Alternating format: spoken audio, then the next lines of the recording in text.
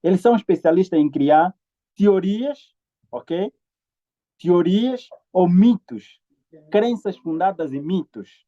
E eles são pessoas formadas, PhDs.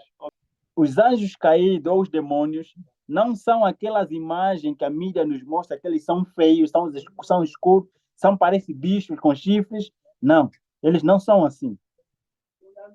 Os demônios são anjos de luzes, anjos caídos que se rebelaram contra Deus. Jesus virá buscar aquele que tiver preparado, que tiver o caráter dele.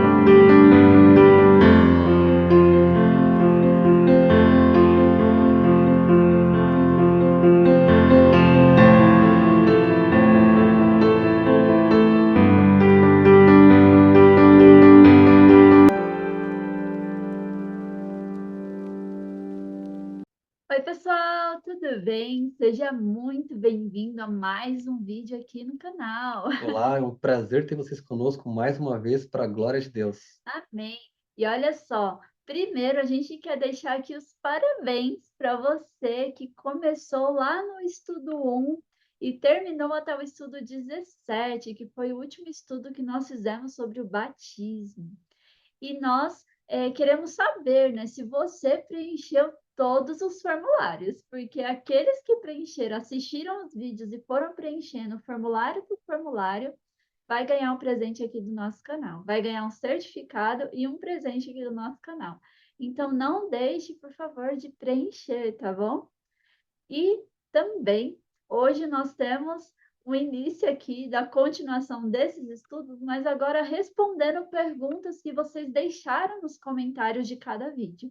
Então, nós já selecionamos, né, aqui algumas para começar essas respostas, e eu quero convidar vocês a acompanhar e aí a sanar também as suas dúvidas a respeito desses assuntos.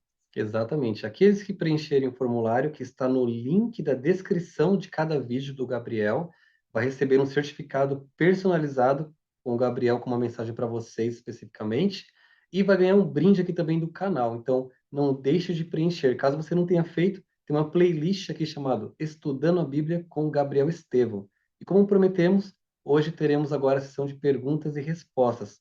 Caso você tenha novas dúvidas, coloque aqui nos comentários. Queremos trazer o Gabriel pela graça e misericórdia de Deus. Amém. Quero convidar você neste momento para juntos fazermos uma oração para iniciarmos aqui a entender algumas dúvidas que ficaram aí na cabeça de algumas pessoas. Amém. Vamos orar. Pai amado, Pai querido, agradecemos primeiramente, Pai, por esses estudos que finalizaram, todos que foram realizados, Pai. Tu sabes como foram complicados alguns dias, alguns ataques também que sofremos, mas o Senhor sabe que foi para a tua e tua glória. E muitas pessoas, Pai, aprenderam mais de Ti. Que as pessoas possam estar expandindo esse conhecimento, Pai, e levando esse conhecimento para outras pessoas que precisam conhecer mais de Ti. O Senhor venha abençoar o irmão Gabriel mais uma vez, estará conosco aqui, trazendo a sua experiência e a palavra de Deus, Pai, como o cerne da nossa fé. O Senhor venha abençoar as conexões também, esse ministério e cada pessoa, cada família que vai ter conhecimento desses assuntos hoje. Em nome de Jesus Cristo, lhe agradecemos e pedimos amém.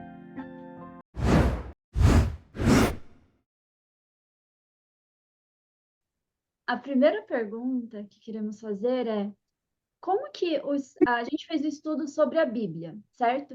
E Tá. perguntaram para você como é que os satanistas consideram a Bíblia. Se eles leem a Bíblia, como que eles Será fazem, proibido? como que é para o satanista a Bíblia. E hoje, eu queria que você até complementasse hoje, como que você utiliza hoje das ferramentas do lado de Deus para combater o que o inimigo faz de engano. É só para dizer que os satanistas leem a Bíblia, eles também leem a Bíblia Sagrada. Eles não têm problema com a Bíblia Sagrada, eles também leem para ter um conhecimento. Então, porque nós também líamos até a Bíblia. Quando estava naquele lado também tem que ter o conhecimento bíblico. Sem um conhecimento bíblico, não se pode criar doutrinas ou princípios que não vai de acordo à vontade de Deus. Então, os satanistas também leem a Bíblia. Por isso, o facto de você ter a Bíblia em casa ou dormir com ele, ter aquela tradição de pegar a Bíblia e dormir com ele, dizendo que há salvação nela, não. A Bíblia é um livro, simplesmente, se você não considerar como algo sagrado. A, a Bíblia até diz que quem é o conhecedor de muitas coisas é o próprio Satanás. Ele conhece a Bíblia do princípio ao fim. Ele conhece a Bíblia do princípio ao fim. E os satanistas também leem a Bíblia.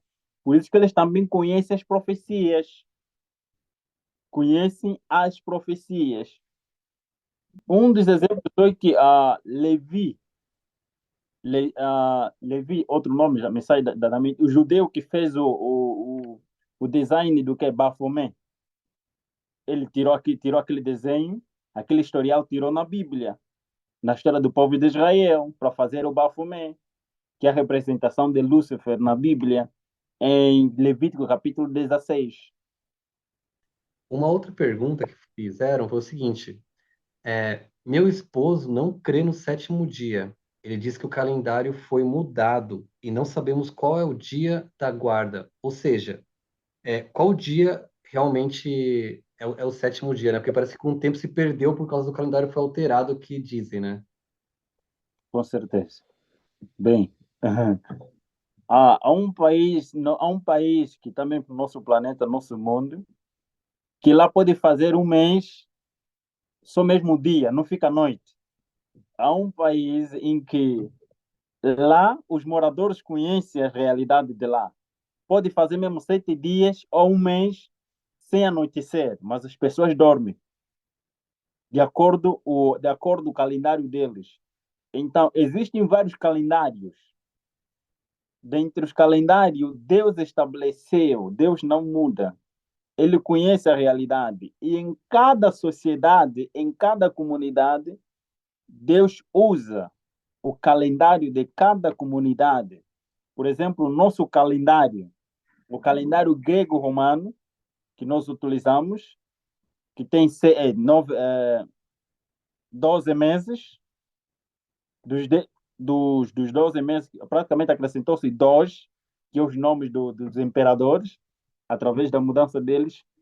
Mas os dias de semana também queriam alterar.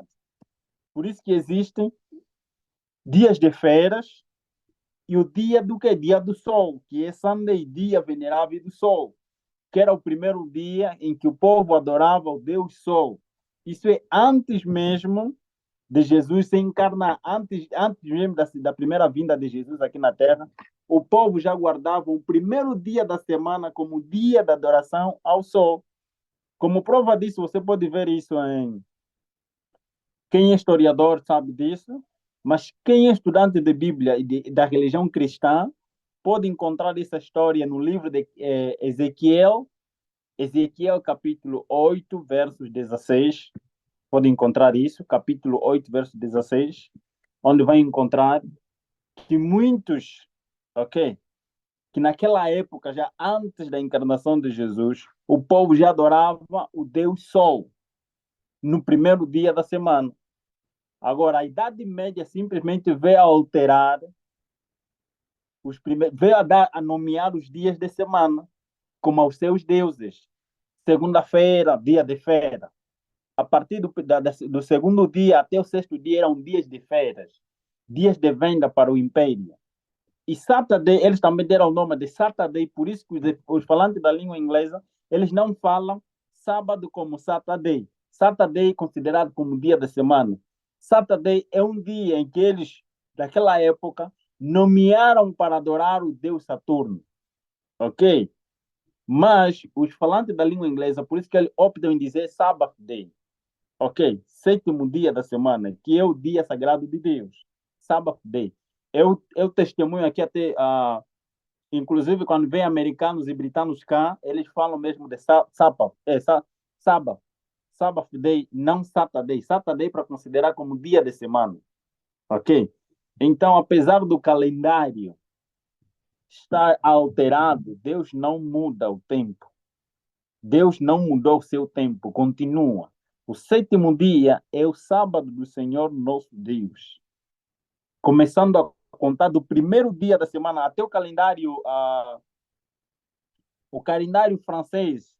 Se formos para a França, vamos encontrar, de acordo, eles contam o primeiro dia da semana como segunda-feira. O segundo dia eles começam a contar como o primeiro dia da semana. E terminando com um domingo, que é o primeiro dia da semana. É a inversão que se fez. Senão, o primeiro dia da semana é o domingo. Por isso que a Bíblia diz, através da ressurreição de Jesus, que Jesus ressuscitou no primeiro dia da semana. Primeiro dia da semana, que eles deram o nome de Sunday, ou domingo, dia de adoração ao Deus Sol. E o sétimo dia eles deram o nome de adoração ao Deus Saturno, para aquela época. Então, este dia continua. Primeiro dia da semana, as pessoas, até como é que eu posso dizer, as instituições, eles fizeram com que a gente começasse a pensar que o segundo dia é o primeiro dia da semana. Porque qual é o dia que nós começamos a trabalhar? É na segunda-feira. Começamos todas as nossas atividades na segunda-feira. Enquanto nós consideramos o fim de semana sábado e domingo. Isso é que nós consideramos como fim de semana, não. O domingo é o primeiro dia da semana. O fim de semana seria sexta-feira e sábado, como o último dia da semana. Esse é o calendário que a Bíblia fala em Daniel que seria alterado. O Papa Gregório e o imperador mudaram o calendário desta forma. Por isso que a nossa mente está que o primeiro dia da semana é nós temos em mente que na segunda-feira é o primeiro dia da semana. E as instituições, o Papa Gregório e o imperador mudaram o calendário para cumprir o que está escrito em Daniel. Daniel disse que a ponta pequena teria o poder de mudar o tempo e a lei. Então ele mudou o tempo nesse sentido. Os calendários, mesmo o nosso calendário grego-romano, está dividido. Alguns calendários você vai encontrar que o primeiro dia da semana começa a contar com segunda-feira e termina com domingo, que é o sétimo dia. Principalmente o calendário francês. Você vai encontrar com a primeira semana lundi. Lundi, que é o primeiro, que é segunda-feira, que nós chamamos segunda-feira. E termina com vendredi, domingo. Enquanto não, o calendário nosso começa com o primeiro dia da semana, de acordo com o que está escrito na Bíblia também. É nesse sentido. Sábado é o sétimo dia que Deus estabeleceu. Apesar, nós estamos a estudar esse trimestre, um trimestário muito importante que está a falar da mensagem dos três anjos.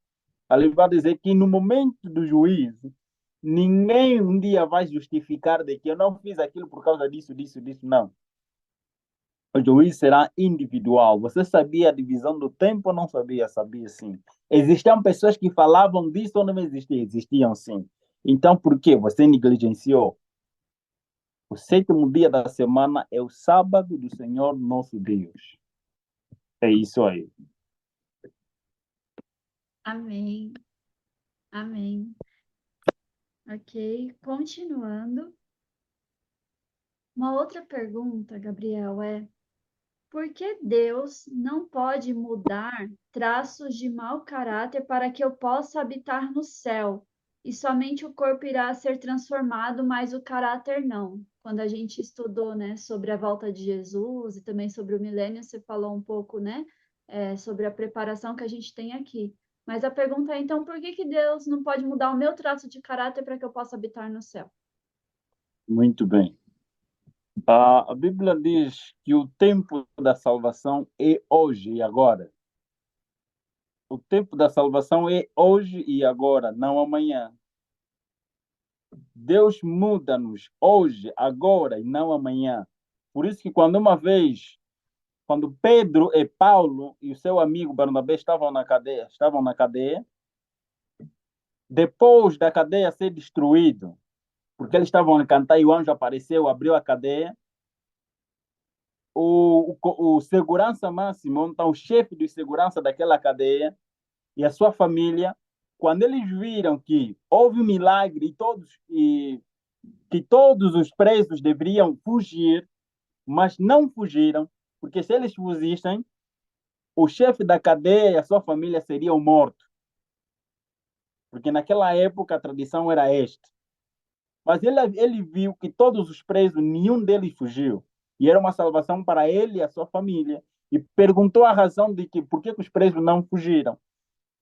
Paulo falando, dizendo que, olha, eu testemunho de que eu sou cristão, isso não está na Bíblia, eu sou cristão, e por ser cristão, nós não fizemos aquilo que não agrada a Deus, nós cá estamos. Depois de Paulo pregar para ele e a sua família, ele perguntou, o que devo fazer para ser salvo? A resposta foi, crê e ser batizado em nome de Jesus Cristo, serás que? Salvo tu e a tua família. Então, é hoje, não amanhã, é hoje. E a mudança do caráter, diz-nos Paulo, através de Tesalonicenses, capítulo 5, e 1 de Coríntios, capítulo 15, começa no versículo 50 a 56, onde ele fala da transformação. A transformação que vai haver será transformação física e não a transformação mental. Para nós ouvirmos mais acerca de que a transformação é hoje, vamos ler. Gostaria que lessem só Romanos capítulo 12, versos 1, 2 e 3. Ok, vamos ler aqui Romanos 12, 1, 2 e 3. 2, 3, né? Ok. Hum. Rogo-vos, pois, irmãos, pela compaixão de Deus, que apresenteis os vossos corpos em sacrifício vivo, santo e agradável a Deus, que é o vosso culto racional. E não sede conformados com este mundo, mas sede transformados pela renovação do vosso entendimento, para que Amém. experimenteis qual seja a boa, agradável e perfeita vontade de Deus. Versículo 3. Porque pela graça que me é dada, digo a cada um dentre vós que não pense de si mesmo, além do que convém. Antes, pense com moderação, conforme a medida da fé que Deus repartiu a cada um. Amém. Em outras palavras, lá ele está a falar que o tempo da salvação, da mudança do nosso caráter, da nossa mente, do nosso viver é hoje. É agora, quando nós aceitamos Jesus Cristo como nosso Senhor e Salvador, o processo da justificação, aceitar Jesus como Salvador pessoal. Depois disso, vai começar agora o processo da mudança. Se a pessoa crê, o processo da mudança, nós chamamos isso, Paulo chamou isso como processo da santificação. O processo da santificação é aceitar a Jesus como Senhor da vida, Senhor pessoal da vida. O Senhor é aquele que manda, que ordena, não implora. Aceitamos Jesus como nosso Salvador, Paulo chamou isso de justificação, o processo de justificação. Jesus como Senhor, como Salvador, ali termina por ali. Aceitamos Jesus Cristo, nós agora somos de Cristo.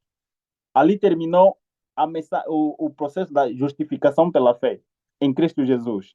Agora, para outro processo, que é o processo que vai nos capacitar para aceitarmos, para termos o caráter dele aqui na terra, como ele mesmo disse, sede santo ou sede perfeito, como é perfeito o vosso Pai. Está no Antigo Testamento e no Novo Testamento também. Jesus falou isso também. Pedro também repetiu. E no Antigo Testamento está lá isso. Então, em outras palavras, está a dizer, nós devemos ser semelhantes a Cristo hoje. A mudança da nossa mente é hoje e não amanhã. Porque naquele dia, Jesus, de acordo à explicação do Espírito da revelação Apocalipse, quando Jesus fala em Apocalipse capítulo 22, versos 11, que está consumado, aquele que é santo, santifique-se ainda, aquele que é justo, faça a justiça ainda. Ele está falando no último momento, o tempo da graça vai terminar.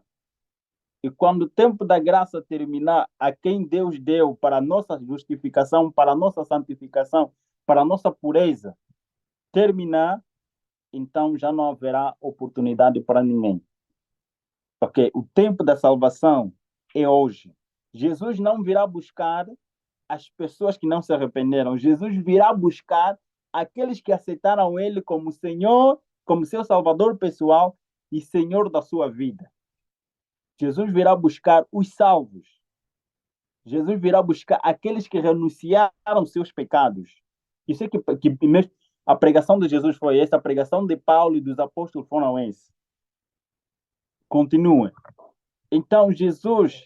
Mas como é que acontece com aqueles que morreram, como o ladrão na cruz? Se ele não teve tempo de aceitar Jesus e mudar o seu caráter, não. Naquele momento, quando nós aceitamos Jesus, Jesus disse: eu sou o caminho, a verdade e a vida. O processo da justificação, aceitar a Jesus Cristo naquele momento como Senhor, como Salvador pessoal, eu estou salvo. E se eu morrer naquele momento, acabou. Mas eu já tenho Cristo na vida. Cristo já transformou a minha vida, ele já está na minha vida. Assim como aconteceu com aquele homem na cruz. Ok, muito bom. Tivemos muitas perguntas e uma delas, né, ainda também sobre a questão da volta de Jesus, enfim, a pergunta é sobre arrebatamento secreto.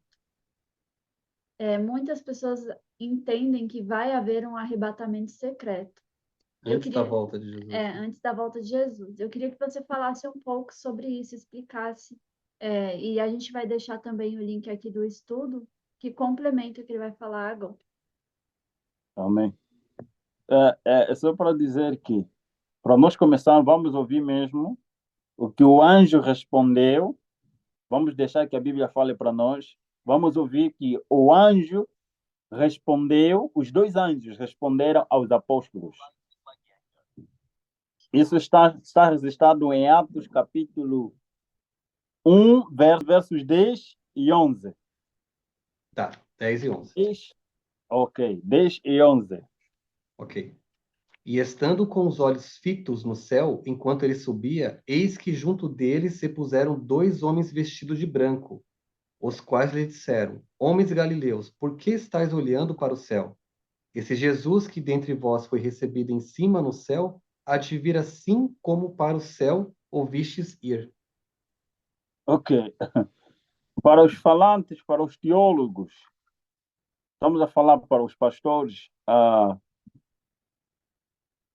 que leem o texto em grego, não há mudança, não há mudança. Eles até falam, este mesmo Jesus que vocês estão a ver com vossos olhos, ele diz assim, fala, o original fala assim, este mesmo Jesus que vocês estão a ver com vossos olhos físicos, ele não está a falar olhos espirituais, com vossos olhos físicos, neste momento que vocês estão a ver ele a ir com os vossos olhos físicos, assim também, da mesma forma, vocês virão ver, ele voltará da mesma forma, e todos os olhos vão quê?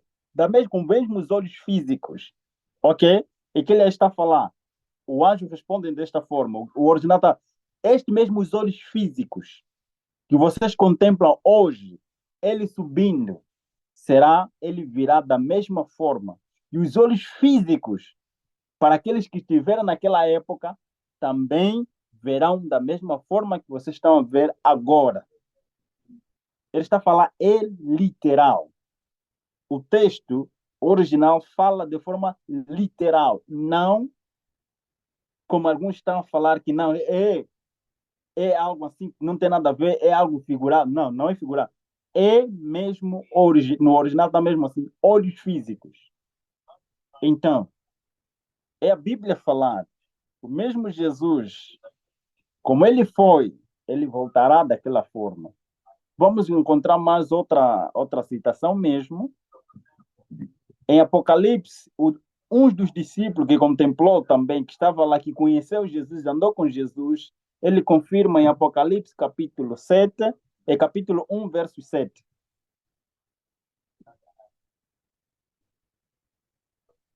Ok, vamos ler Apocalipse 1, verso 7. Está escrito assim: Eis que ele vem com as nuvens, e todo olho o verá, até mesmo aqueles que o traspassaram. E todos os povos da terra se lamentarão por causa dele. Assim será. Amém. Amém. Até para é muito bom estudarmos também as escrituras originais. Esta é a vantagem dos teólogos. Estudar o livro com a linguagem original. Ele lá está a falar não olhos figurados. Ele está a falar olhos físicos. Ele está a falar olhos físicos. Todo mundo, cada um na sua localidade, no seu país, na sua cidade, na sua vila, vai contemplar Jesus voltando com seus próprios olhos. E ali diz, quando eles diz que até aqueles que os traspassaram, lá há uma explicação dizendo que aqueles que o mataram, aqueles que o crucificaram, parte deles vão ressuscitar para testificarem aquilo que Jesus disse, com seus próprios olhos físicos. É isso que está falando. E até o nosso próprio Jesus também falou, quando nosso próprio Senhor Salvador Jesus Cristo falou acerca disso, da sua vinda, ele mesmo ali não há linguagem de figura. E mesmo ele falando, nós podemos encontrar isso em Mateus, capítulo 24, também podemos encontrar em Mateus, capítulo 25, lê os capítulos, verás que, principalmente o capítulo 24, versos 32, 30, 32, gostaria que os irmãos lessem. Ok. Então aparecerá no céu o sinal do Filho do Homem, e todas as tribos da terra se lamentarão, e verão o Filho do Homem vindo sobre as nuvens do céu, com poder e grande glória. E ele enviará os seus anjos com rijo clamor de trombeta, os quais ajuntarão seus escolhidos, desde os quatro ventos de uma a outra extremidade dos céus. Aprendei, pois, esta parábola da figueira, quando já os seus ramos se tornam tenros e brotam folhas, sabeis que está próximo o verão. Amém. Louvado seja o nome de Deus. Nosso Senhor Jesus Cristo diz-nos, fala para nós, que ele virá, a mesma forma que ele virá com as nuvens, ok? E ele disse que todo olho verá. Todo olho verá. Em cada extremidade da terra, em cada um no seu próprio lugar. Eu estou aqui na África, num país africano, eu verei Jesus da mesma forma que vocês estão lá no Brasil, não importa a cidade ou estado em que você estiver, vocês vão ver ele da mesma forma que eu estaria vendo ele aqui, e outro lá nos Estados Unidos, outro lá na Ásia, cada um no seu devido lugar. Então, todos nós veremos ele vindo. Até tem mais outra palavra no mesmo capítulo, o versículo me passa na mente onde ele fala, como passa o relâmpago, sai do Oriente ao Ocidente, todo olho vê, ele também diz que assim a sua vinda também será daquela forma. Todo olho verá. Ele não está falando de uma forma transfigurada. Ele está falando de forma literal. Mas o contexto errado, da interpretação errada para o arrebatamento, de acordo com alguns reformadores, e esses reformadores têm os seus seguidores atualmente, está em Mateus capítulo 24 mesmo, nos seus versículos 15 e adiante, onde eles começam a falar, onde Jesus fala que aquele que tiver, quando a sua segunda vinda chegar, aquele que tiver no rebanho, se tiverem dois, um será arrebatado e outro vai ficar, ele vai começar a especificar. Se alguém conhece o versículo, por favor, onde está escrito essas palavras? Então, está aqui, 24, 40. no 24, a partir do verso 40. Mateus. Um pouquinho antes no 39. Assim acontecerá na vinda do Filho do Homem. 2 homens estarão no campo, um será levado e o outro deixado. 2 mulheres estarão trabalhando no moinho, uma será levada e a outra deixada. Portanto, vigiem, porque vocês não sabem que dia virá o seu Senhor. Exato. Ok. Na verdade, ali ele não está a falar de arrebatamento espiritual. Ele não está a falar de arrebatamento físico. Ele está a usar. Agora, quando às vezes os nossos líderes, também alguns líderes, pegam no texto figurativo, utilizam como algo físico. E pegam no algo físico como algo figurativo. Jesus está a falar pelo caráter. Aquele que tiver, ainda que tivermos duas pessoas, ainda que formos casal, Jesus virá buscar aquele que tiver preparado, que tiver o caráter dele, as suas roupas limpas, branqueadas no sangue do Cordeiro, conforme diz o Apocalipse. Nós podemos até vivermos juntos, mas quando Jesus voltar, saiba que quando Jesus, se nós entendermos desta forma, nós estaríamos a dizer que Jesus, se dizermos que Jesus vai arrebatar alguns e ficar outros, isso não é verdade. Então a Bíblia estaria a se contradizer. Porque Jesus fala em João capítulo 5, verso 28, que haverá ressurreição. E aqui, se houver simplesmente a vinda dele, houver esse arrebatamento, não haverá ressurreição. Paulo também fala da ressurreição na segunda vinda. Aqueles que estiverem em vida serão transformados simplesmente o físico. O nosso corpo mortal será transformado em imortal. E o corpo. E agora, os vivos, os mortos ressuscitarão e se unirão aos vivos, já transformados. Para eles fazerem o quê? Irem, para serem arrebatados. Arrebatados é no sentido de que eles sairão da terra, porque Jesus não vai pisar nessa terra quando ele voltar. Você pode ler isso no capítulo que nós acabamos de ler, 24, no versículo 30 a 32. Nós encontramos que Jesus vai enviar os seus anjos para chegar na terra. Ele estará lá nos ares. Ele estará lá nos ares. Ele não vai chegar nesta terra contaminada. Ele vai enviar os seus anjos para buscar os seus filhos, os ressuscitados e aqueles que acompanharam a vinda de Jesus, que nunca morreram, que nunca morrerão. Aquele que está em Apocalipse capítulo 7, 14, 144 mil, ok? Aqueles que não verão a morte. Então vão se unir à grande multidão, ok? Já ressuscitado. E vão para o céu. Agora, aqui, em Mateus 4, 24, 40, ele está falando do caráter. Ele está falando das pessoas que estiverem preparadas naquele dia. Que o seu caráter estiver selado, ou o seu nome estiver selado, o seu nome estiver escrito no livro da vida como selado, ainda que tiver eu e o meu irmão aqui de lado, eu e a minha esposa aqui de lado, eu e meu filho, o que tiver preparado vai subir com Jesus. E os que não tiverem, até porque os mortos, ou as pessoas vivas, mas que não aceitaram a Jesus, serão consumidos pela glória de Jesus. Ok? Agora, aqueles que aceitaram a Jesus é que serão arrebatados. Isso que ele está aí a falar. Ele não está a dizer arrebatamento secreto. Não é arrebatamento secreto ou espiritual.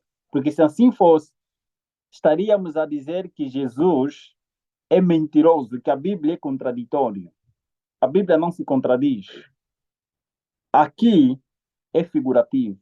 Não haverá O arrebatamento que haverá, que a Bíblia fala, o arrebatamento que a Bíblia fala, é aquele em que Jesus vem, os vivos são transformados, os mortos ressuscitam, ok? Para a glória eterna, e os anjos vão reunir essa multidão para subirem junto a Jesus, nos ares, onde Jesus estará. É nesse sentido, este aqui é o arrebatamento, e dali eles sobem para o céu, onde está o Pai eterno, que vai passar também uma temporada de acordo com o Apocalipse. Para todos aqueles que não guardaram o sétimo dia da semana, vão guardar durante essa caminhada para o céu, e aqueles que não foram batizados também serão batizados nesta caminhada. A Bíblia fala disso, Apocalipse. Ok.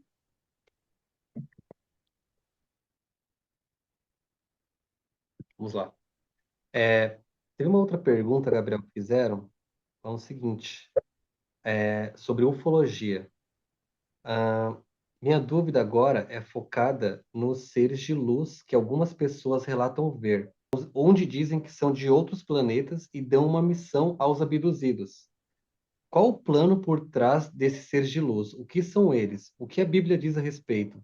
No conflito final, Satanás irá usar desse meio para enganar os seres humanos? Você teve essa informação? Muito bem. Quanto a essa resposta, tenho a dizer que os seres de luz existem neste nosso mundo e podemos confirmar isso na Bíblia a partir do Apocalipse capítulo 12, versos 7 a 9. Ali Jesus, João, descreve do grande conflito que houve lá no céu.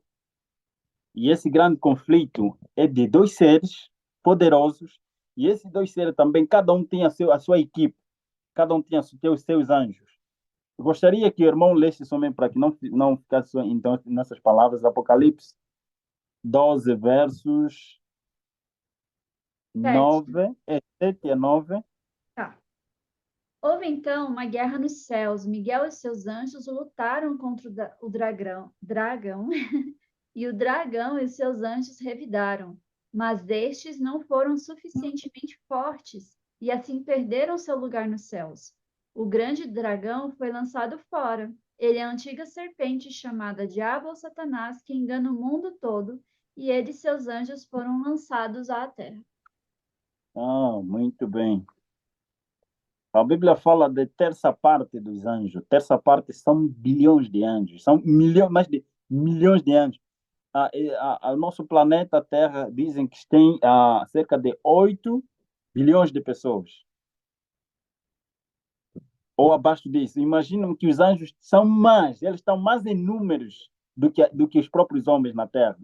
Então, imaginamos, essa terça parte, a Bíblia diz que esses anjos desceram à Terra. Eles estão conosco. E os anjos são seres de luzes, ok? Os anjos são seres de luzes. Eles foram expulsos.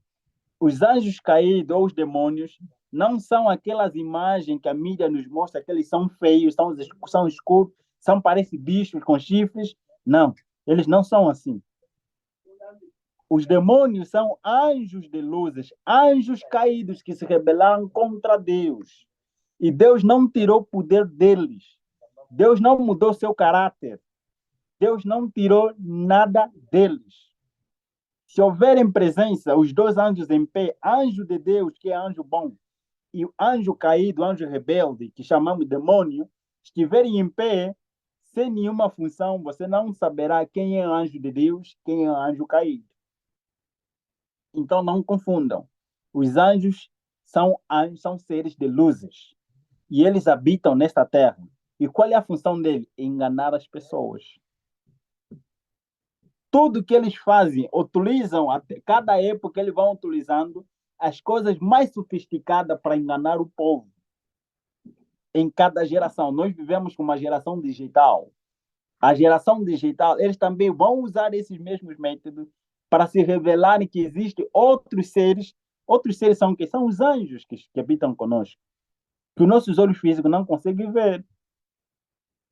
Então, são esses anjos que usam todos os mecanismos, criando teorias dizendo que existem outras coisas, noutros planetas, existem coisas que vêm. Não, são eles. E eles utilizam a ciência, estão a utilizar a ciência para fazer o quê? Criar coisas sofisticadas para nos enganar. Trabalhando com homens, claro. É nesse sentido. Então, esses seres são os anjos caídos. Ok, muito obrigada, Gabriel. Uma outra pergunta que veio aqui é sobre o Antigo e o Novo Testamento, porque muitos falam, né, de Antiga Aliança e Nova Aliança, e aí desconsideram coisas que estão, por exemplo, no Antigo Testamento, por considerar o Novo Testamento a Nova Aliança. Então, eu queria que você explicasse um pouquinho sobre isso, né? Porque tem muita gente que só considera o Novo Testamento por ser chamado de Nova Aliança, né? Entendem que é a Nova Aliança, o Novo Testamento. Muito bem. A Bíblia, a Bíblia Sagrada, a Bíblia Sagrada, nós chamamos Bíblia o Novo e o Antigo Testamento. Se os dois não estiverem juntos, não podemos chamar simplesmente de Bíblia Sagrada, ou que é o rolo sagrado. O Antigo e o Novo Testamento. Mas por que as pessoas dizem Antigo Testamento e o Novo Testamento? Não vamos confundir aliança, ok? Antiga aliança e nova aliança. A nova aliança, a antiga aliança não tem nada a ver com o Antigo Testamento, com a Bíblia Sagrada, que o Antigo Testamento e o Novo Testamento. Isso são coisas diferentes. Nós podemos encontrar isso em Jeremias capítulo 32, Jeremias capítulo 32, onde ele fala da nova aliança, e Êxodo capítulo 34, onde fala também da nova aliança, ok? Onde ele fala da primeira aliança. Êxodo capítulo 34 fala da antiga aliança, que consistia em guardar a lei de Deus, ok? Que consistia em a guarda da lei de Deus através das tábuas que Deus escreveu com seus próprios dedos. E a nova aliança, de Jeremias capítulo 32. Tá falando assim, ó. Será assim a nova aliança que farei com o povo de Israel, depois daqueles dias. Porei a minha lei nos seus entendimentos e vou escrevê-las nos seus corações. Nessa altura eu serei o seu Deus e eles serão o meu povo. Amém. Ele até continua, a história continua. Ele lá continua. Gostaria que lesse também o versículo 34. 34. Então não será mais necessário insistir com alguém para conhecer a Deus, porque todos, tanto os grandes como os pequenos, me conhecerão realmente. Diz o Senhor, perdoarei e esquecer-me-ei dos seus pecados. Amém. Louvado seja o nome de Deus. Essa mesma nova aliança que ali está a falar, Paulo, em Hebreus, capítulo 13, versos 8, ele repete exatamente aquilo que Jeremias fala da nova aliança. Todas as palavras que estão encontradas a partir do versículo 33 de Jeremias 31, vas encontrar também em Hebreus capítulo 13, versos 8 adiante. Exatamente, Paulo repete da nova aliança. Agora, onde consistia a antiga aliança? Se queres compreender onde consistia a antiga aliança, leia Êxodo capítulo 34, onde Deus manda, onde Deus ordena, depois de Moisés ter tirado aquelas primeiras tábuas de pedra ao povo para ser destruído, Deus agora manda a Moisés, lavra outra, ok? Faça mais outras tábuas, para que eu escreva de novo as mesmas leis que eu escrevi nas primeiras tábuas. E ele ali fala da primeira aliança que ele fez. A primeira aliança consistia em que a lei de Deus estava escrita nas tábuas de pedra, ok? Leia esse capítulo 34 e 35 de Êxodo, vais compreender a antiga aliança, em que consistia a antiga aliança. Por isso que as pessoas repetiam a lei como uma obrigação de repetir para memorizar. E Deuteronômio até fala, Deuteronômio 6 fala de que eles tinham que repetir aquilo para ficar na memória deles. Para ficar na memória deles. Aquilo que consistia no antiga aliança. A antiga aliança era um sofrimento, ok? Para eles. Era um pesadelo. Tem que repetir toda hora aquilo. Por isso que ele tem que ser sempre os professores, cada família tem que ter os 10 mandamentos em um lugar para que as crianças começassem a ler, os mais velhos começassem a ler, as crianças começassem a repetir, sempre assim sucessivamente. Manhã, tarde, noite. Ok? Esse que consistia a antiga aliança. Agora, Jeremias, Deus revela a Jeremias como é que vai ser agora a nova aliança. Por isso, hoje, ninguém te obriga hoje, você que está lá como cristão, a ler a Bíblia e a memorizar do jeito que era no Antigo Testamento. Por quê? Porque o Espírito Santo agora fala na tua consciência, não faça isso, isso está errado. Você não precisa alguém te dizer o que tem que fazer, enquanto a nova aliança já diz isso. Isso é a diferença da antiga aliança e nova aliança. Não tem nada a ver com o Novo Testamento e Antigo Testamento. Isso está fora disso. Antigo Testamento, a Bíblia é a palavra de Deus que não tem tempo, ok? A Bíblia Sagrada não tem tempo, não depende do tempo, está fora do tempo do ser humano. A palavra de Deus não inspira, ok? O Antigo Testamento, por que é considerado Antigo Testamento? É considerado Antigo Testamento ou testamento. Quando estamos a falar de testamento, estamos a falar de aliança. Testamento, estamos a falar de escrito que alguém deixou. E esse escrito, esse testamento, é como se fosse um rico, um pai rico, ele escreve alguma coisa antes da sua morte, que nós chamamos isso de testamento. E quando ele morre, as pessoas serão obrigadas a ler o que ele escreveu, para que se faça como ele escreveu. Então aquilo é testamento, ok? Então a palavra de Deus, o Antigo e o Novo Testamento, são palavras eternas. Não muda, Jesus disse. Até que se cumpra tudo o que está escrito na sua palavra, ele estava falando do Antigo Testamento, ok? Jesus, os apóstolos falaram do Antigo Testamento, não falaram do Novo. Eles é que escreveram, eles é que fizeram o Novo Testamento, mas eles falavam do Antigo Testamento. Jesus falou do Antigo Testamento.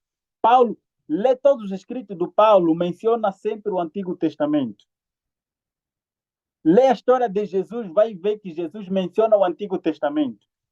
Todos os apóstolos mencionam o Antigo Testamento. Ele não está a dizer que é inválido. Ele está a dizer a importância, o ênfase do Antigo Testamento como válido até o momento que eles tiveram e até o último momento.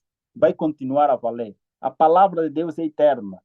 O Antigo e o Novo Testamento é a palavra de Deus eterna. Ok? Pedro até fala. Vamos abrir Pedro, primeiras de Pedro, capítulo 3, ele fala de que a palavra de Deus foi inspirada, ok? Divinamente inspirada. Deus inspirou os homens, escreveram da parte de Deus, ok? Eram homens que foram inspirados da parte de Deus.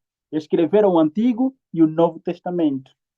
Então não tem nada a ver com aliança, porque a aliança tem tempo determinado. A palavra de Deus o tempo dele é indeterminado. Até quando Jesus voltar, então tudo vai se cumprir. Até mesmo quando Jesus voltar, a palavra de Deus, a Bíblia Sagrada, não terá sempre cumprido, porque tem que haver as pessoas viveram os 1000 anos, conforme está na Bíblia, e também quando as pessoas viveram na outra terra, ok? Na nova terra. Dali para a nova terra, então será tudo novo. A Bíblia estará cumprida. Ok? É isso aí. A diferença da antiga aliança e nova aliança não tem nada a ver com o Novo Testamento e o Antigo Testamento. São fatos diferentes, são coisas diferentes. Ok. Ótimo. Amém. Vamos para a próxima. Ó, tem uma pergunta que fala assim: e se a pessoa volta a cair no mesmo pecado sempre, ela pode se salvar ainda ou ela já está em pecado para sempre? Ela não teria mais. Como que seria a pergunta, na verdade? Ela pergunta assim, se isso seria um falso arrependimento, porque eu peço perdão e peco Continua. de novo na mesma coisa. Eu tenho salvação ainda? E aí eu queria até emendar com a pergunta, o que é o pecado contra o Espírito Santo? Porque eu acho que linka essas duas perguntas na mesma. Muito bem. Pecado, quando Jesus fala quando se encontra com aquela mulher que estava a ser apedrejada, isso é no Novo Testamento, a história está registrada nos Evangelhos, pode comprovar isso.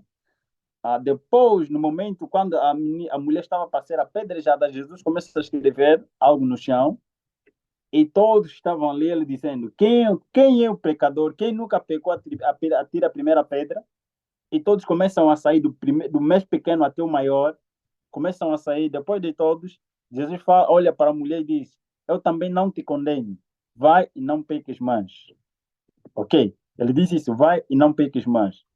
Mas algo prático, tanto no Antigo Testamento como no Novo Testamento, nós podemos ver exemplo de pessoas que erraram e foram pedir a Deus, repetindo os mesmos erros, ok? Mas eles foram pedir a Deus perdão e Deus perdoou. Pode ler a história do rei Salomão, pode ler a história do rei Davi e a história até de profetas, ok? De profetas também que caíram, ok? E Deus os perdoou. E agora no Novo Testamento podemos ver a experiência de Pedro, ok? A experiência de Pedro. Pedro repetiu o mesmo erro. Ele pecou. E várias vezes, até todos os apóstolos mesmo, quando Jesus ainda estava em vida, você vê a vida dos apóstolos contrário à vontade de Deus. Ele repetia os mesmos erros que Jesus já falava para eles não cometerem. E outra coisa também é a experiência que João, depois dele aceitar Jesus Cristo, o arrependimento verdadeiro. Paulo, até estamos a falar de Paulo. Paulo, em Romanos capítulo 7, ele fala da sua própria experiência. Aquilo que eu não quero fazer, eu faço. Mas aquilo que eu não quero fazer, eu faço. E aquilo que eu quero fazer, não consigo fazer. Está a falar da sua natureza, da luta pecaminosa, da nossa natureza pecaminosa. Ok? Eu aprendi a partir da Bíblia que eu tenho que fazer a coisa certa. Mas só que a minha natureza luta com a minha consciência que eu aprendi da parte de Deus. Eu quero fazer o bem, mas a minha natureza pecaminosa me leva a cometer erro. Ok? Não é porque eu quero fazer, diz Paulo, mas em outras coisas ele diz: a vida, a vida nossa, enquanto estivermos neste mundo, será uma luta constante. Mas a vitória está certa. A vitória é certa. Enquanto estivermos neste mundo, se alguém cair, diz, para que não seja minhas próprias palavras, vamos ouvir o que Pedro falou, João falou. Primeiras de João, capítulo 2, versos 1. Ele diz o seguinte: gostaria que o irmão lesse. Primeiras de João 2, versos 1. Ok. Meus filhinhos, estas coisas vos escrevo, para que não pequeis. E, se alguém pecar, temos um advogado para com o Pai, Jesus Cristo, o justo. Amém. Louvado seja o nome de Deus. Agora, primeiras de João, capítulo 1, versos 7 a 9. O que diz? 1 João capítulo 1, versos 6 a 9. Se afirmarmos que temos comunhão com ele, mas andamos nas trevas, mentimos e não praticamos a verdade. Se, porém, Amém. andarmos na luz, como ele está na luz, temos comunhão uns com os outros, e o sangue de Amém. Jesus, seu Filho, nos purifica de todo pecado. Se Amém. afirmarmos que estamos sem pecado, enganamos a nós mesmos, e a verdade não está em nós. Se confessarmos os nossos pecados, ele é fiel e justo para perdoar os nossos pecados e nos purificar de toda a injustiça. Amém. Amém. Amém. Louvado seja o nome de Deus. É esse aí. São os versículos que eu queria. A lei diz: se mentimos e não praticamos a verdade, ok? Se dissermos que andamos na luz, mas odiamos o nosso próximo, então nós não somos de Deus. Porque os de Deus, a sua consciência é limpa, ok? É isso que ele está a falar. Se porém andarmos na luz, estamos a dizer que estamos em Deus e mantemos comunhão com o Espírito Santo de Deus, então o sangue de Jesus, o seu Filho, nos purifica de todo o pecado. Aí ele está a falar, esse é o processo da santificação, ok? Esse é o processo da santificação. Vai nos purificar. O original diz, continuamente vai nos purificar. O sangue de Jesus continuamente vai nos purificando, ok? Até o dia da nossa morte ou até o dia perfeito, ok? Que é o tempo do fim da graça. É isso aí que ali o original fala. Se dissermos que não temos pecado nenhum, a nós mesmos nos enganamos, ok? Paulo também fala em Romanos, capítulo 10, versos 4. Aquele que diz que eu não sou pecador, eu, a Bíblia diz que nos enganamos a nós mesmos. Por quê? Porque nós somos pecadores. Sem Jesus não somos nada. Nós precisamos estar sempre em comunhão com Jesus. Estarmos sempre em conexão com Jesus. Dependermos dele para que ele nos guie, nos dê força e poder para caminharmos na luz.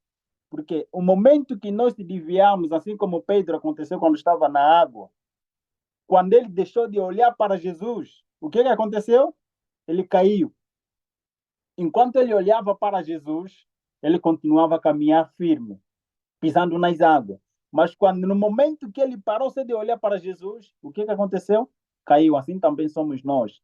Jesus fala para nós em São João capítulo 15 que ele é a videira. Todo ramo que tiver ligado a ele, ele vai receber poder do quê? Do caule, da árvore, da fonte. A fonte é quem? Jesus.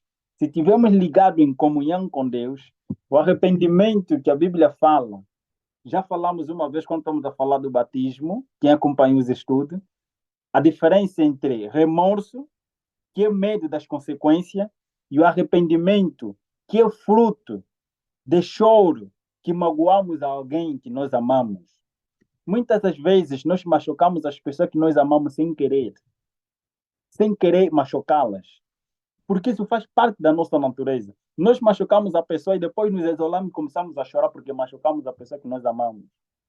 Isso não é falsidade, isso é verdade, faz parte da nossa fraqueza. Por isso que segunda de João, ali, no capítulo que nós acabamos de ler, capítulo 2 de segunda de João, ele fala que nós temos um advogado, quando essas coisas começarem a acontecer, temos um advogado, Jesus Cristo, está ali para nos ajudar a dizer, filho, você pecou, mas eu já te perdoei. Confesse mais a mim, eu vou te perdoar e eu vou te ver como algo novo. Continue a caminhar, ok? Eu estou contigo, continue a caminhar. Eu vou te pegar. Agora, o pecado contra o Espírito Santo é outra coisa. O pecado contra o Espírito Santo não tem nada a ver com Deus, tem a ver com a pessoa que não quer aceitar a Jesus. Não quer aceitar o Espírito Santo.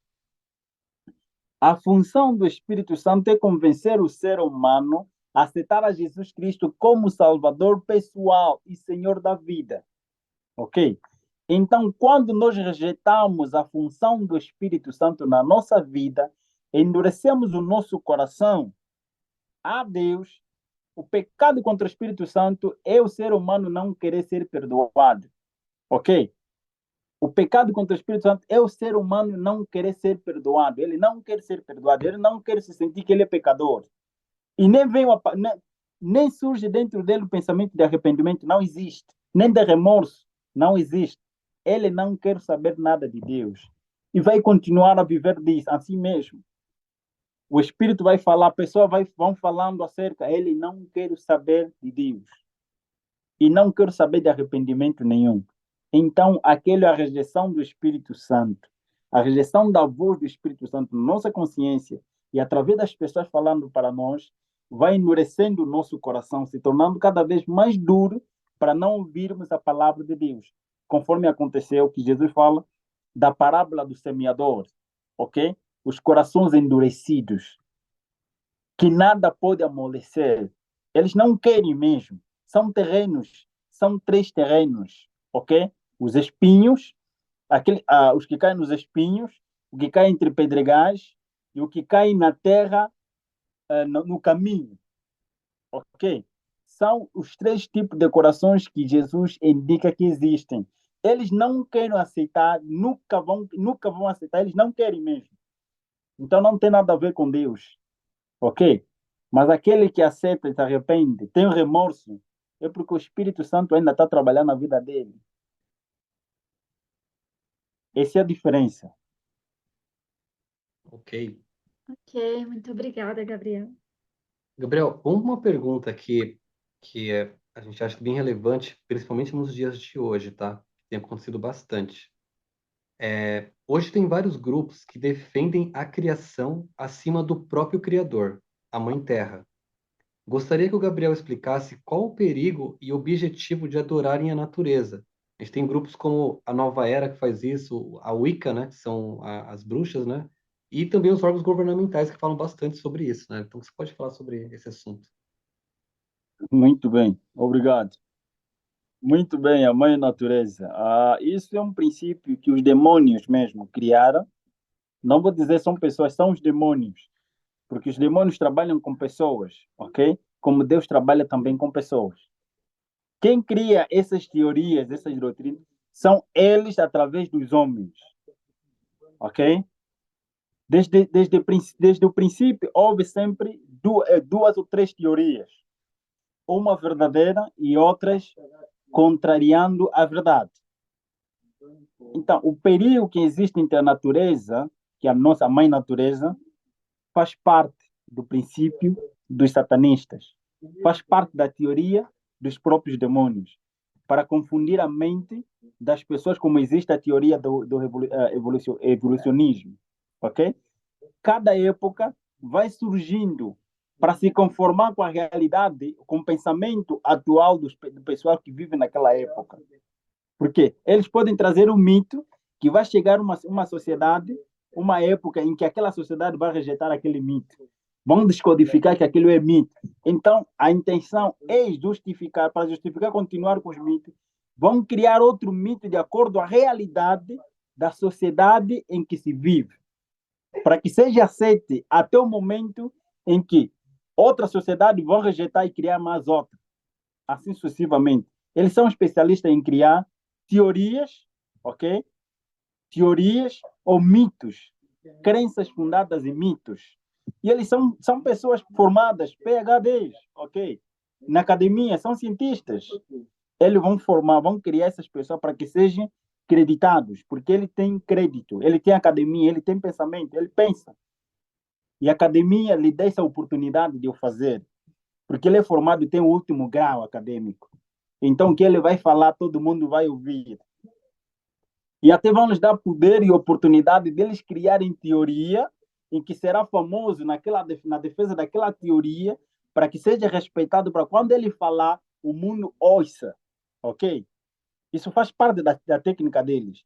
Para que quando eles estiverem a falar, o mundo estará atento, porque é uma pessoa poderosa, uma pessoa famosa, uma pessoa intelectual, e ele não somente intelectual, mas escreveu e tem uma teoria que ele defende, que todo mundo defende, ok? Que ele é o pai daquela doutrina, ele quem criou, vão fazer o quê? Vão haver respeito. E vai haver multidões a aceitarem e acreditar naquilo, para afugentar as pessoas da realidade que é a verdade, ok? A intenção de tudo isso é afugentar na mente do ser humano que existe um criador e um mantenedor de tudo que existe. E ele deve ser adorado. É só nos lembrarmos que a mensagem do primeiro anjo é chamar a atenção a todas as nações, todos os povos que existem debaixo da terra, de que existe um Deus. E esse Deus, ele está a pedir que todos que habitam na terra o temam. Temer é respeitá-lo, reconhecê-lo e que o glorifiquem, ok? Que o adorem como Criador de todas as coisas. E existe outro também, através do Apocalipse 13, esse sistema, esses 2 sistemas, agora existem vários, mas todos eles se baseiam num só sistema, ok? Num só sistema. O objetivo é mesmo que vão criando essas doutrinas para desviar as pessoas do temor de Deus, ok? Então, quais são? Esses são movimentos satânicos, movimentos que estão surgindo, não importa se é presidente, o presidente é ser humano, ele está a ser usado, alguém colocou lá, ok? Não importa se é pastor, não, ele está errado. Paulo falou mesmo. Em Gálatas capítulo 5, ele fala, se estas, hoje eu estou a pregar para vocês, sou Paulo, apóstolo Paulo, se um dia aparecer eu mesmo e vos anunciar um outro evangelho que não seja este, me chamem de anátema. Ainda que estou aqui, se um dia aparecer dizer não, o que eu falei no passado não é verdade, é mentira, me chamem de anátema. Então começam a me dizer que eu estou apostatado, porque a verdade não muda, ok? Então todas essas doutrinas têm a ver com as teorias que o inimigo e seus anjos criaram para confundir a mente das pessoas que adoram a Deus em espírito e em verdade. A natureza é criatura. Até o próprio há um filósofo de Pitágoras, não Pitágoras, não é Pitágoras, na época dos Tales, eu me esqueço o nome, ele até diz que eu estou a escrever um livro que fala mesmo acerca disso, da evolução. Estamos a falar, aí está a se debater entre a academia e a religião e a fé, essas coisas todas. Estou a escrever algo que tem a ver com isso, ok? Mas aí tem uma personagem que diz assim, um filósofo que diz, a pessoa que criou o universo, que criou o físico, eles têm que estar fora daquilo que é físico. Que criou o espiritual, ele tem que estar acima daquilo que é espiritual. Então, se ele criou a moral, ele tem que ter a moral absoluta, ok? Então, nada existe do nada. A natureza é mãe. Por que é mãe? Alguém criou a natureza. Quem criou essa natureza é Criador, Deus, ok? Então, só para dizer que todas as teorias, temos professores, também já tive professor na universidade, que era um ateu.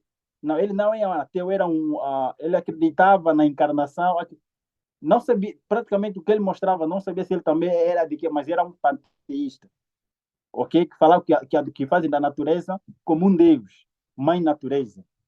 E eles procuravam nos incentivar. Até conta essa experiência lá no livro. Que esse mesmo professor é um professor acadêmico, respeitado na academia, no nosso país e na universidade em que nós estávamos, que é a Universidade Pública número 1 de Angola.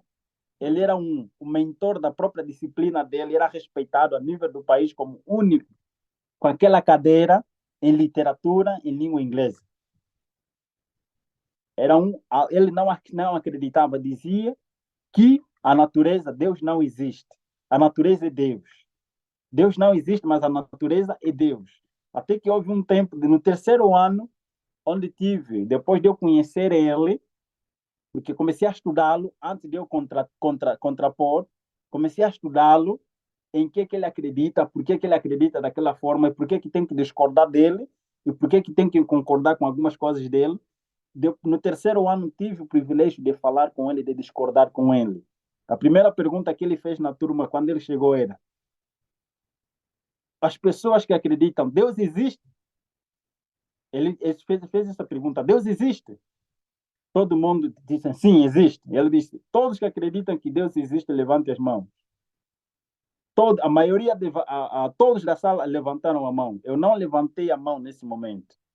E ele perguntou: ok, todos vocês que levantaram a mão, ele viu, disse que alguém não levantou a mão. Eu vi, alguém não levantou a mão. Também vai ter a pergunta dele. Todos aqueles que dizem que Deus existe, alguém pode justificar? Ele disse que Deus não existe. Ele dizia: Deus não existe. Todo mundo estava justificando: não, Deus existe. Agora perguntou: por que Deus existe? Começaram a falar: ele é o criador de todas as coisas. Ele disse: não, estás errado.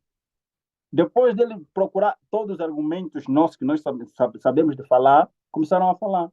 E ele perguntou agora para mim: Gabriel, por que você não levantou a mão? Eu disse: eu não levantei a mão porque a pergunta está errada. Deus não existe.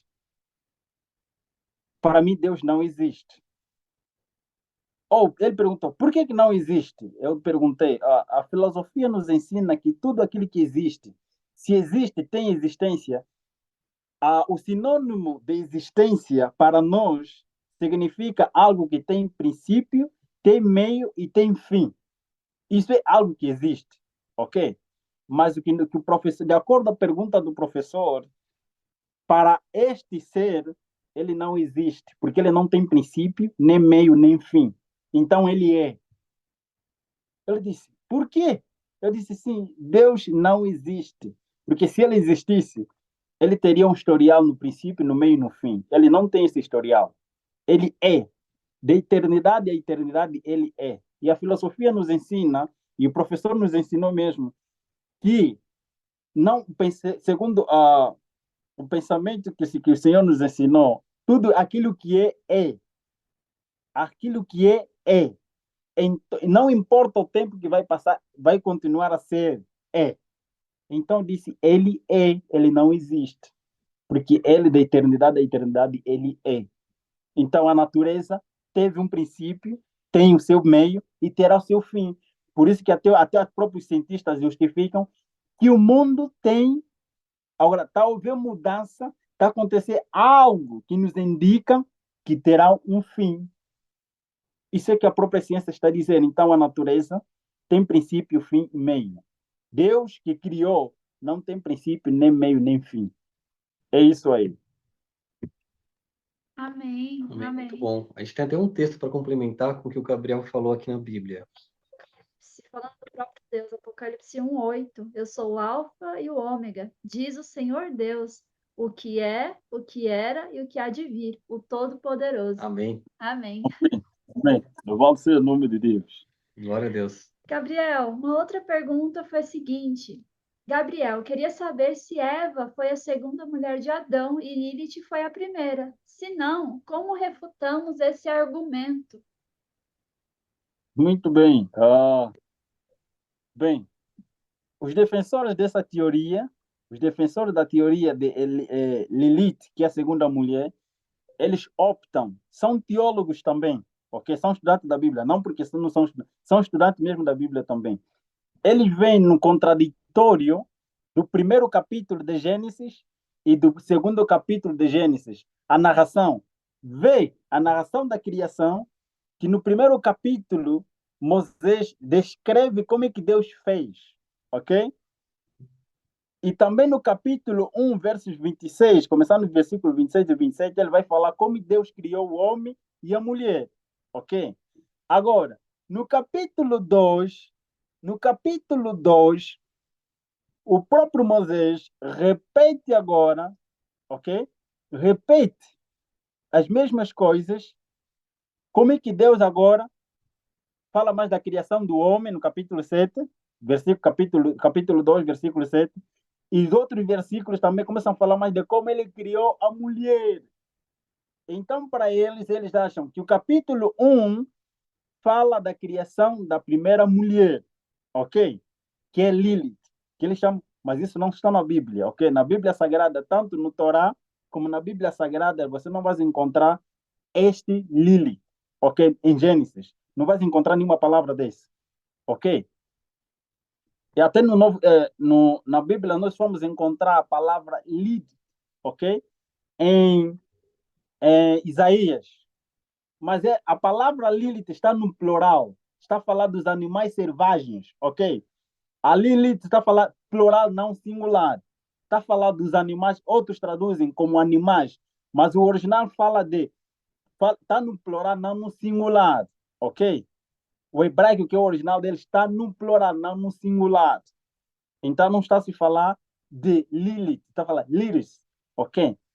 Não é. Então agora, quando estamos a falar agora a explicação da narração da criação, em que muitos até teólogos apegam aquilo para dizer que o primeiro capítulo fala de uma mulher e o segundo capítulo é de outra mulher, é primeiro entendermos o pensamento de quem foi Moisés e a época em que ele escreveu, como eram escritos naquela época, ok? A repetição para aquela época era muito importante para memorizar, ok? Para memorização, por isso que Jesus sempre ensinou. Deus ensinou através do povo de Israel o processo da repetição. Você vê tudo que está em Êxodo, vais encontrar em Levítico, vais encontrar em Número, vais encontrar em Deuteronômio.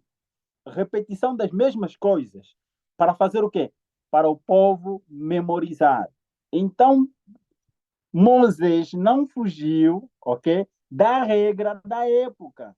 Como escritor, ele escreveu o primeiro capítulo para descreveu a narração no primeiro capítulo e no segundo capítulo ele repete, ok? O que ele já disse no primeiro capítulo para dar ênfase para as pessoas repetirem ou memorizarem. Observa que no capítulo 1 não descreve exatamente como ele descreve no capítulo 2. Ok? Ele fala criação do homem e mulher, somente a imagem e a semelhança de Deus. E o capítulo 2 repete as mesmas coisas, mas agora esclarece como é que o homem foi criado. É no capítulo 2, versículo 7. Como é que o homem foi criado. E ele explica agora o processo que aconteceu, como é que Deus criou a mulher. Eu descrevi só no capítulo 1, só disse parcialmente, mas agora vou explicar, repetindo mesmo o que eu já disse, para que vocês memorizem, vocês que estão a ler, e as pessoas a quem ele estava a escrever, ok? É só lembrarmos que o escritor, ele estava a escrever para o povo da época dele. Ele não estava a escrever para nós, ele não estava a pensar para nós. Ele estava a pensar para o povo da época dele. Como eu estiver se eu estiver a escrever algo, eu vou escrever de acordo à realidade do povo que vive na minha época. O povo que vive na minha época é crítico. Quando ler um texto meu, ele vai usar os 10 sistemas críticos teorias da crítica, ok? Nós temos mais de 10 teorias para criticar uma literatura, ok? Um escrito. Tem várias teorias. Quando você dizer que, olha, eu estou a criticar este texto, eu vou perguntar para ti que tipo de teoria você está a usar para criticar este texto.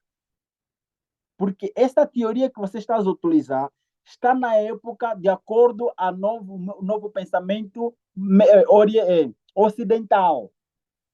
O pensamento ocidental não deve usar, a teoria do pensamento ocidental não deve usar para criticar o texto do Médio Oriente daquela época. Haverá incoerência, ok? Haverá incoerência.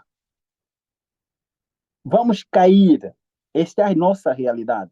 Então, o pensamento, quando Moisés escreveu, ele escreveu para a época dele. A repetição era algo importante. Não existe novidade. O primeiro capítulo do Novo Testamento e o segundo capítulo de Gênesis não há contradição.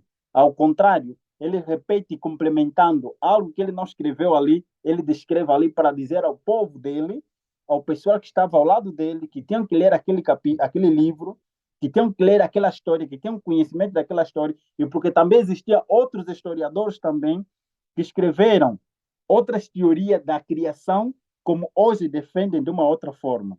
Então, para diferenciar daqueles, ele fez desta forma. Então, Deus criou homem e mulher. A mulher é a Eva. Até quando ele criou, não existia, não deu nome. O nome Eva surgiu depois do pecado. Quando Deus criou a mulher, criou o homem e a mulher, não tinham nome. O nome era assim mesmo, homem e mulher. Mas depois do pecado, agora surge o nome. Depois do pecado, Adão dá o nome à sua mulher, Eva, mãe de, ok? E ele tornou-se Adão como pai de, ou aquele que é proveniente da terra. É desta forma. Então, essas teorias não vêm de Deus. E como estudante de literatura, também fiz literatura, nós aprendemos as regras da crítica literária. É nesse sentido. Então, estaríamos a errar. Não existe. Não há contradição e Lilith também não existe. Isso é uma teoria que o inimigo está criando na mente das pessoas para defraudar a teoria da criação de Deus. É nesse sentido. Amém. Amém. Amém. Muito bom, Gabriel. Gabriel, você pode fazer uma oração para a gente encerrar esse primeiro momento de respostas das perguntas? Amém. Meus queridos e amados irmãos e irmãs que estão no outro lado, por favor, não esqueçam de preencher o formulário. Depois de preencher o formulário, vai receber no final desses estudos um certificado, ok? Que vai dizer que você terminou com sucesso os nossos estudos neste canal. Que Deus continue a te abençoar. Não esqueça disso. Preencha seu formulário e envie mensagem para nós, ok? Que Deus nos abençoe segundo a vontade dele. Então, para nós continuarmos, vamos falar com o Papai do Céu, que Deus continue a nos abençoar segundo a vontade dele. Senhor Jeová, nosso Deus, nosso Pai, nosso Criador e Redentor, louvado e exaltado seja teu nome. Muito obrigado pelo cuidado e a proteção divina que sempre tem nos concedido. Nos conceda, Pai, o Espírito Santo e o discernimento espiritual, para que não possamos cair nas artimanhas que o inimigo tem feito através das teorias que nos desviam o nosso pensamento do nosso Criador para outras teorias que nos levam longe de Ti. Nos conceda o Espírito Santo e nos acompanhe. Pedimos, nos guarde. Em nome de Jesus, seja feita a sua vontade. Amém. Amém. Amém. Louvado seja o nome de Deus. Para todos aqueles que acompanharam-nos, esse é o primeiro capítulo. Temos ainda outros ainda, pela graça de Deus, de perguntas e respostas para outras oportunidades. Não traga tuas perguntas e pela graça de Deus a Bíblia vai responder. Então é isso, pessoal. Hoje nós respondemos algumas das perguntas. Não se desespere se sua pergunta ainda não foi respondida. Algumas delas, muito provavelmente, a gente também vai responder por texto e algumas outras a gente vai trazer em vídeo, tá? Então, nós estamos em conversa também com o Gabriel, né? Para ele poder sanar a maior parte, né? Ou todas, se possível, das dúvidas, porque foram muitas perguntas que vocês deixaram, né? Alguns deixaram nos comentários, outros enviaram no Instagram, outros enviaram por e-mail. Então, assim, temos muitas perguntas que foram feitas por vocês e queremos esclarecer o máximo que for possível por aqui. Exatamente. Tá, e para enfatizar, não esqueçam, caso você não tenha estudado todos os vídeos que nós deixamos aqui, são 17 estudos, uma playlist chamada Estudando a Bíblia com Gabriel Estevão, e em cada vídeo, na descrição, tem um link de um formulário do estudo dado no dia. Clica nesse link, responde as perguntas, nós iremos receber por aqui para conseguir saber quem está acompanhando do início ao fim. E aqueles que chegarem até o fim, mais uma vez, terá um certificado aqui de conclusão desse curso e um brinde do canal Adriana Maia.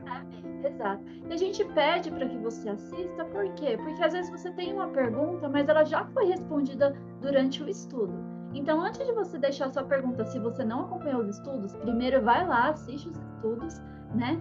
E se ficou mais alguma dúvida, veja se não foi respondido no vídeo de hoje ou no próximo vídeo que teremos aqui de perguntas e respostas com o irmão Gabriel Estevão. Exatamente. Caso tenha ficado algo mais, coloque nos comentários as dúvidas. Queremos trazer o Gabriel pela graça de Deus. Amém.